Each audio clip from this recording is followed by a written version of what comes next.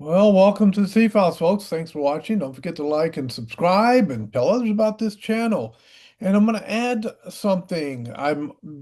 For a while, have only been doing Bible devotions, reading of the scriptures and commentaries, but I'm going to add another feature to the channel that I enjoy doing as I am probably loading more up on myself to get done than I can do. But I love reading books. So I'm going to read some books and share them with you. This is going to be the battle for Christmas. And we're turning the corner at the making of this video toward the winter time. And in coming up a week from now will be Reformation Day. Um, and that's, if you're not familiar with Reformation Day, on October 31st. I believe it was 1517, if I have the date right. But I have October 31st right. Martin Luther nailed 95 theses onto the door of the church, the Roman Catholic Church in Wittenberg, Germany. And that started the Protestant Reformation, which is still going today. And so that's what I celebrate on October 31st. There's some other holiday, something about a bunch of hyper kids eating candy or something. I don't know. But Reformation Day is what I really focus on October 31st. But we know when we hit October 31st, things run quickly into Thanksgiving and then into Christmas. Now, I have another book over here that I can read about Thanksgiving. Maybe I can do that one next year, or maybe I'll start that one at some point next year. There's a lot of good American history.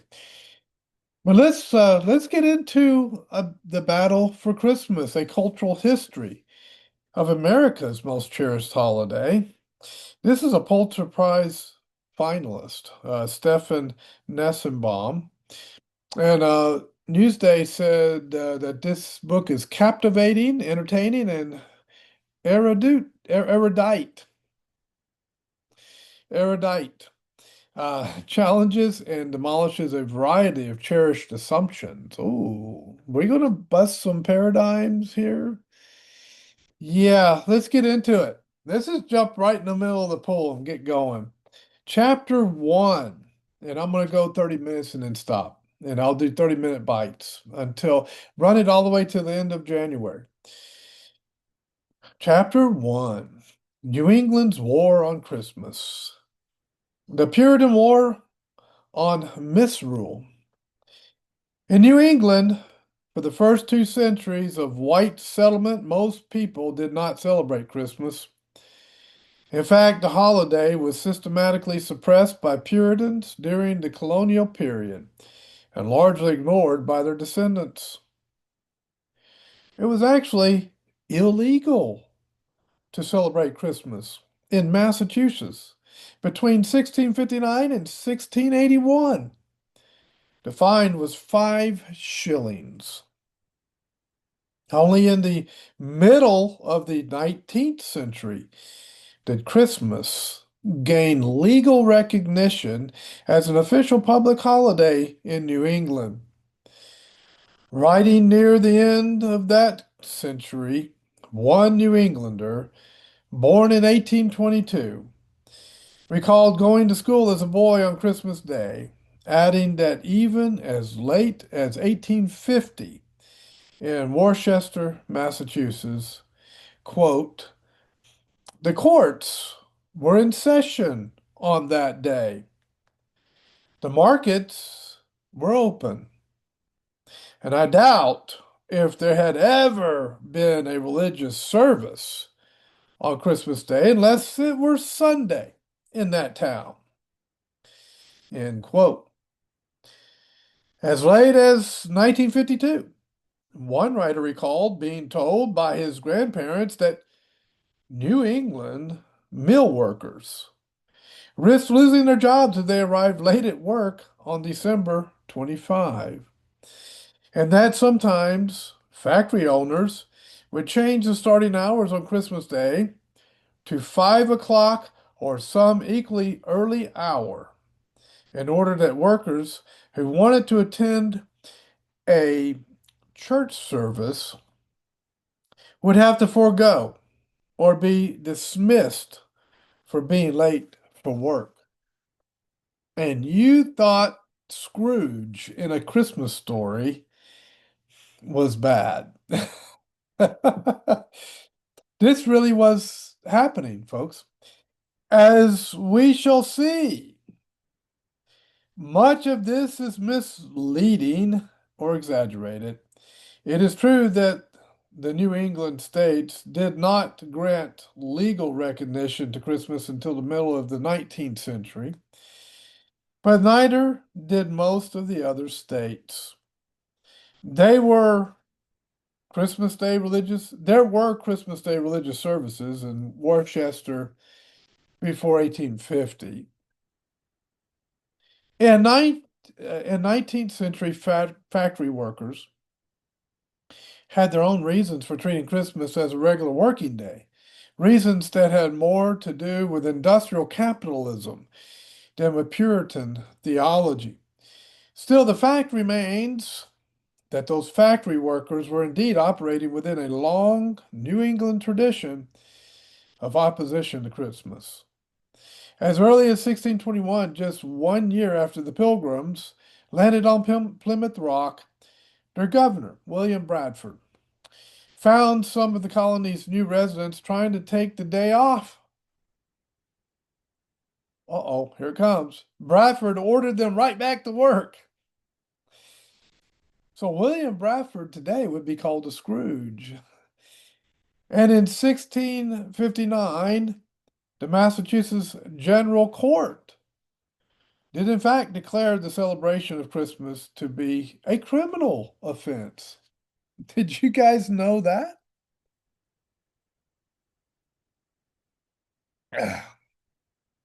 Why, you might ask? The book's going to answer that question.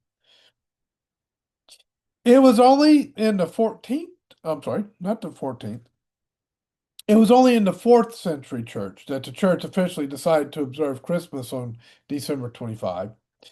And this date was chosen not for religious reasons, but simply because it happened to mark the approximate arrival of the winter solstice, an event that was celebrated long before the advent of Christianity.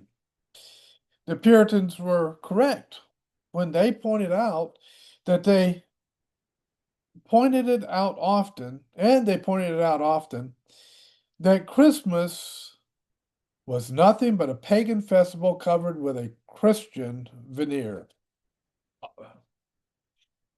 Ah, ooh. Now I'm going to be called a Scrooge. Okay, here we go.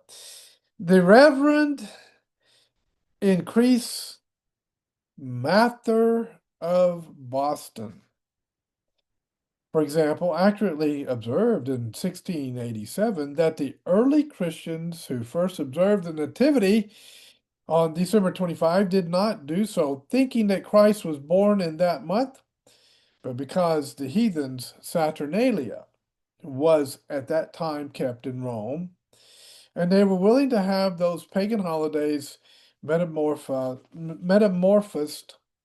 into Christian ones. Most cultures outside the tropics have long marked with rituals involving light and greenery those dark weeks of December when the daylight wanes, all culminated in the winter solstice, the return of sun and light and life itself.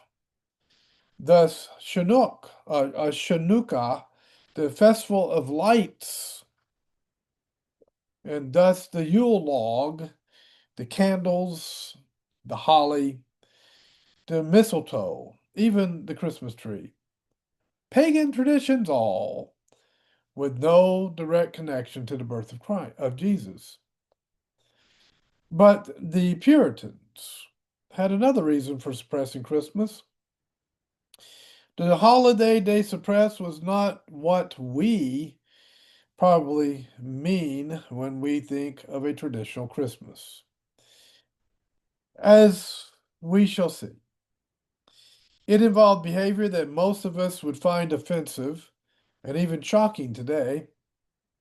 Rowdy public displays of excessive eating and drinking, the mockery of established authority, aggressive begging, often involving the threat of doing harm, and even the invasion of wealthy homes. It may seem odd that Christmas was ever celebrated in such a fashion, but there was a good reason. In northern agricultural societies, December was the major punctuation mark in the rhythmic cycle of work, a time when there was a minimum of work to be performed. The deep freeze of midwinter had not yet set in. The work of gathering the harvest and preparing it for winter was done, and there was plenty of newly fermented beer or wine, as well as meat from freshly slaughtered animals, meat that had to be consumed before it spoiled. St. Nicholas, for example, is associated with the Christmas season chiefly because his name day, December 6th, coincided with many European countries with the end of the harvest and slaughter season. In our own day, the Christmas season begins as early as the day after Thanksgiving for many people and continues to January 1. Uh, I'd say even before Thanksgiving at this point. But our culture is by no means the first in which Christmas has meant an entire season rather than a single day. In early modern Europe, the Christmas season might begin as early as late November and continue well past New Year's Day. We will still sing about the 12 days of Christmas and the years, and the British still celebrate Twelfth Night. In England, the season might open as early as mid-December and last until the first Monday after January 6th, dubbed Plough Monday, the return to work, or later. But it isn't very useful. Finally, to try to pin down the exact boundaries of a real Christmas in times past or the precise rituals of some traditional holiday season. Those boundaries and rituals changed over time and varied from one place to another. What is more useful in any setting is to look for the dynamics of an ongoing contest, a push and a pull, sometimes a real battle between those who wish to expand the season and those who wish to contract and restrict it. Nowadays, the contest may pit merchants with children as their allies against those grown-ups who resent seeing Christmas displays that seem to go up earlier and earlier with each passing year. In early modern Europe, roughly the years between 1500 and 1800, the Christmas season was a time to let off steam and to gorge. It is difficult today to understand what this seasonal feasting was like. For most of the readers of this book, good food is available in sufficient quantity year-round. But early modern Europe was above all a world of scarcity.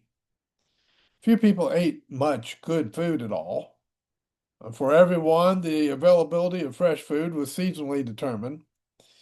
Late summer and early fall would have been the time of fresh vegetables, but December was the season, the only season, for fresh meat.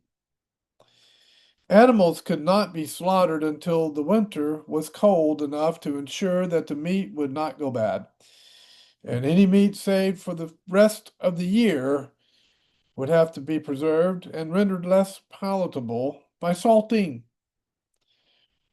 December was also the month when the year's supply of beer or wine was ready to drink. And for farmers, too, this period marked the start of a season of leisure. Little wonder then that this was a time of celebratory excess. Excess took many forms. Reveling could easily become rowdiness, lubricated by alcohol. Making merry could edge into making trouble. Christmas was a season of misrule, a time when ordinary behavioral restraints could be violated with impunity. It was part of what one historian has called the world of carnival. The term carnival is rooted in the Latin words carne and vel, farewell to flesh. And flesh refers here not only to meat, but also to sex, carnal, as well as carnivorous, excuse me, as well as carnivorous. Christmas misrule meant that not only hunger, but also anger and lust could be expressed in public. It was no accident, wrote Increase Mather, that December was called Mensis Genialis, the voluptuous mouth. Often people blackened their faces and disguised themselves as animals or cross-dressed, thus operating under a protective cloak of anonymity.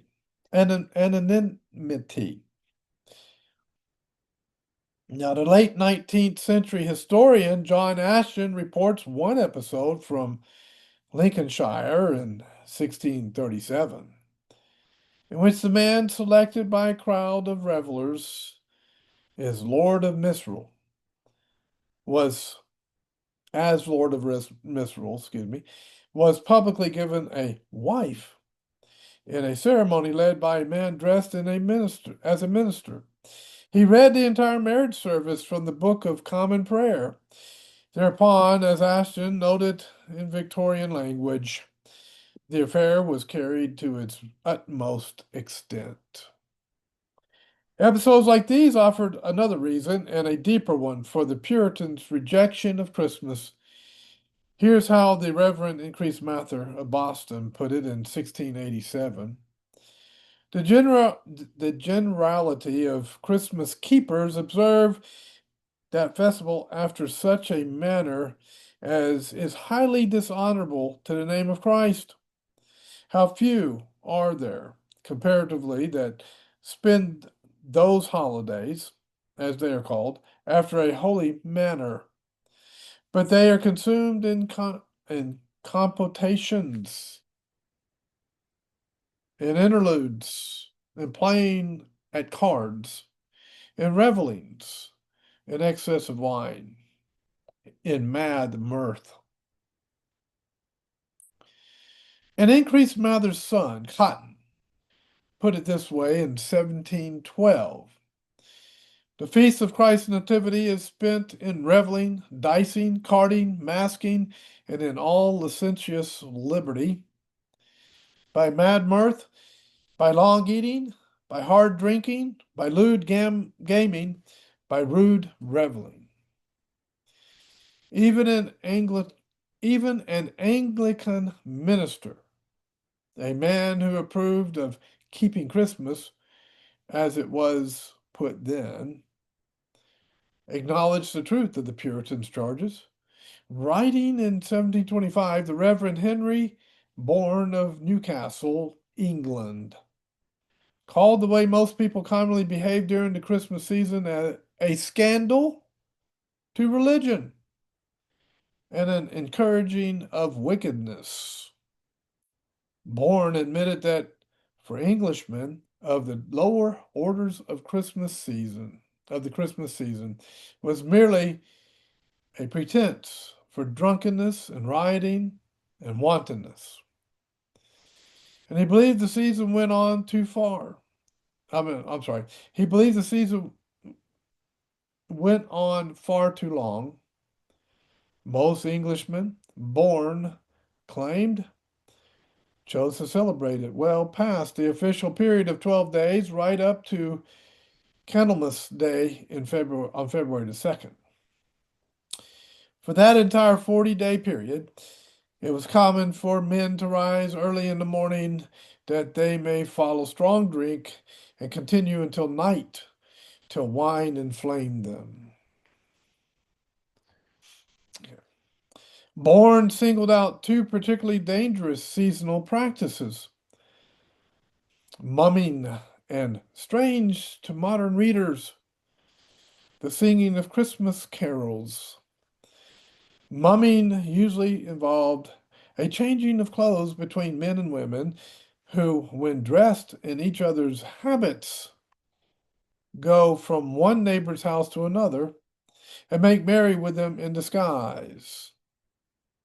Bourne proposed that this custom, which is still so common among us at this season of the year, be laid aside, as it is the occasion of much uncleanness and debauchery. As for singing Christmas carols, that practice was a disgrace, since it was generally done in the midst of rioting and, and chambering and wantonness. Chambering was a common euphemism for fornication. It was another Anglican cleric, the 16th century Bishop Hugh Latimer, who put the matter most succinctly. Men dishonor Christ more in the 12 days of Christmas than in all 12 months besides. The Puritans knew what subsequent generations would forget, that when the church, more than a millennium earlier, had placed Christmas Day in late December, the decision was part of what amounted to a compromise, and a compromise for which the church paid a high price. Late December festivals were deeply rooted in popular culture, but in observance of the winter solstice and in celebration of the one brief period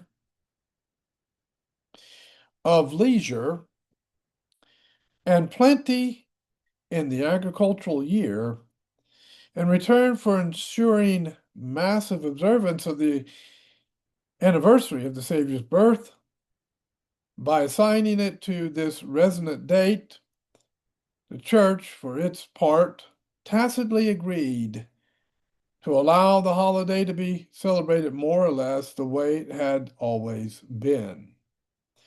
From the beginning, the church's hold over Christmas was the remain still and remains still rather tenuous. There were always people for whom Christmas was a time of pious devotion rather than carnival, but such people were always in the minority. It may not be going too far to say that Christmas has always been an extremely difficult holiday to Christianize. Little wonder that the Puritans were willing to save themselves the trouble. And we're at 23 minutes. Let's see. Um, this is I'll continue on. The Puritans understood another thing too. Much of the seasonal excess that took place at Christmas was not merely chaotic disorder, but behavior that took a profoundly ritualized form. Most fundamentally, Christmas was an occasion when the social hierarchy itself was symbolically turned upside down, in a gesture that inverted designated roles of gender, age, and class. During the Christmas season, those near the bottom of the social order acted high and mighty. Men might dress like women, and women might dress and act like men. Young people might imitate and mock their elders. For example, a boy might be chosen bishop and take on, for a brief time, some of the authority of a real bishop. A peasant or an apprentice might become Lord of Misrule and mimic the authority of a real gentleman.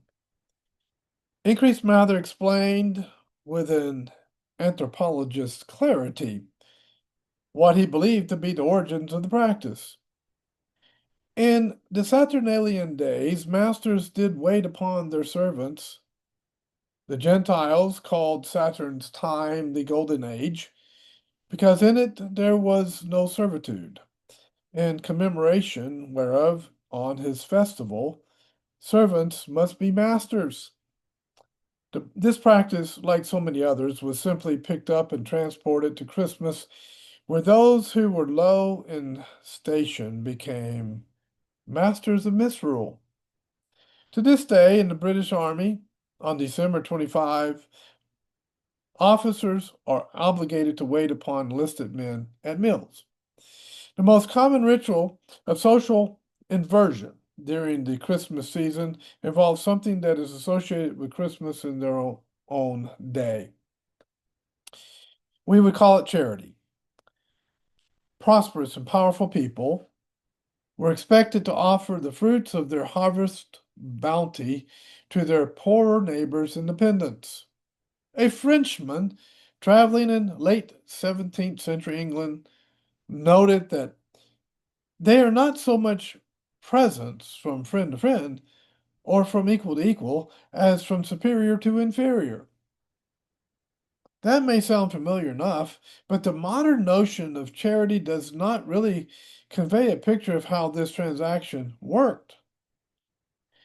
For it was usually the poor themselves who initiated the exchange, and it was enacted face to face in rituals that would strike many of us today as an intolerable invasion of privacy.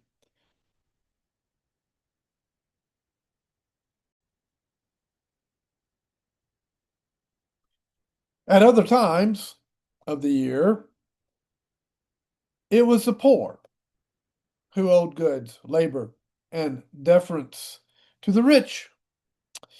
But on this occasion, the tables were turned, literally.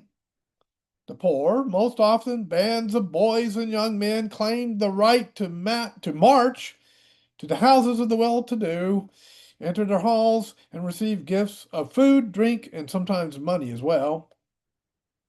And the rich had to let them in, essentially to hold open house.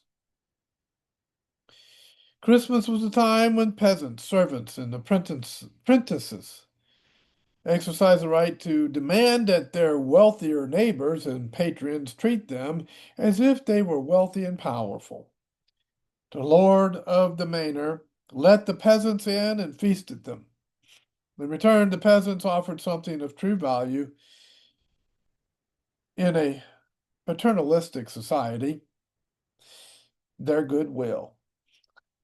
Just when and how this actually happened each year, whether it was a gracious offering or the forced concession to a hostile confrontation, probably depended on the particular individuals involved as well as the local customs that had been established in years past and which were constantly being renegotiated to just such ritualized practices as these. This exchange of gifts for goodwill often included the performance of songs, often drinking songs, that articulated the structure of the exchange. These songs and the ritual as a whole bore a variety of names. One name that is still known in our culture is that of wassailing, and I shall take the liberty of using this word to refer to a whole set of similar rituals that may have had other names. Wassailers, roving bands of youthful males, toasted the patron's well-being while drinking the beer he had been kind enough to supply them. Robert Herrick included this wassail in his 1648 poem, Ceremonies for Christmas. Come bring with a noise, my merry, merry boys, the Christmas log to the firing, while my good dame she, birds, ye all be free, with the alcohol and drink to your heart's desiring. The wassail usually possessed an aggressive edge, often an explicit threat concerning the unpleasant consequences to follow if the beggar's demands were not met. One surviving wassail song contains this blunt demand and threat. We've come here to claim our right, and if you don't open up your door, we will lay you flat upon the floor. But there was also the promise of goodwill that the wassailers were treated well. Toast to the patrons' health and prosperity. It is the promise of goodwill alone from this ritualized exchange that has been retained in the modern revival of old Christmas songs. The following wassail was sung on the Isle of Man by bands of young men who marched from house to house begging for food. Again we assemble a merry new year to wish to each one of the family here. May they of potatoes and herrings have plenty, with butter and cheese, and each other dainty. One song that has recently been revived, Gloucester, the Gloucestershire Wessel, that's a hard one to say, shows the drinkers going from a well-to-do house to another. Wassail, wassail, all over the town. At each stop, they wish their patron a successful harvest, the fruits of which are to be shared with them. God sent our master a cup of good beer. God sent our mistress a good Christmas pie. Each verse amounts to a toast that ends in a fresh round of drinks. With my wassail bowl, I drink to thee, to the master and mistress, to their horse, to their cow, to everything at all that can be toasted. It was not enough for the landlord to let the peasants in and feed them. On this one occasion, he had to share with them his choicest food and drink, his private stock. Robert Herrick included a couplet to this effect in the poem quoted above. Drink now the strong beer, cut the white loaf here. The emphasis is on the strong beer, the white loaf. When the wassailers on the Isle of Man had sung their verses, they were, in the words of the folklorist who recorded their ritual, invited into the house to partake of the best the family can afford. The final verse of the Gloucestershire wassail opens with just such a demand for choice beer. Come, butler, draw us a bowl of the best. Then we hope your soul in heaven shall rest. But the threat follows quickly. But if you draw us a bowl of the small, weak beer, then down will come butler, bowl, and all. In an agricultural economy, the kind of misrule I have been describing did not really challenge the authority of the gentry. The historian E.P. Thomas has noted that landed gentlemen could always try to use a generous handout at Christmas as a way of making up for a year's accumulation of small injustices, regaining the process their tenants' goodwill. In fact, episodes of misrule were widely tolerated by the elite. Some historians argue that role inversions actually function as a kind of safety valve that contain class resentments within clearly defined limits, and that by inverting the established hierarchy rather than simply ignoring it, those role inversions actually served as a reaffirmation of the existing social order.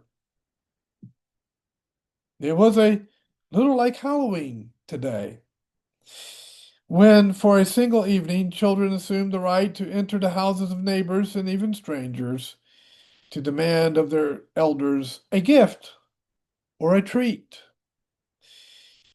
and to threaten them should they fail to provide one with a punishment or trick.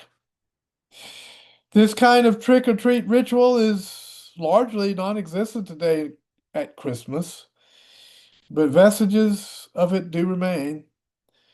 Take, for instance, a December 1991 article in Money Magazine, which warns its readers to tip defensively at Christmas. At holiday time, you must show people who work for you that you appreciate good service. Translation: if you don't, you'll suffer the consequences all next year. Day glow, hair tinting, or sprinkler soaked newspapers. Keep in mind a kind of reverse Marxism, to each according to your need. That is, tip most generously those who can do you the most damage. We'll park it right there. We're at 36 minutes. That came to a particular conclusion. When we come back, we'll be reading about prosecuting the Christmas keepers, 1620 to 1750. I hope you're enjoying this. This is going to be fun. I'm enjoying this book already. I like his writing style, and there are some portions that just seem quite humorous to me. So, all right, God bless you. And we'll continue on with Christmas all the way till the end of January. We'll see you next time on C Files.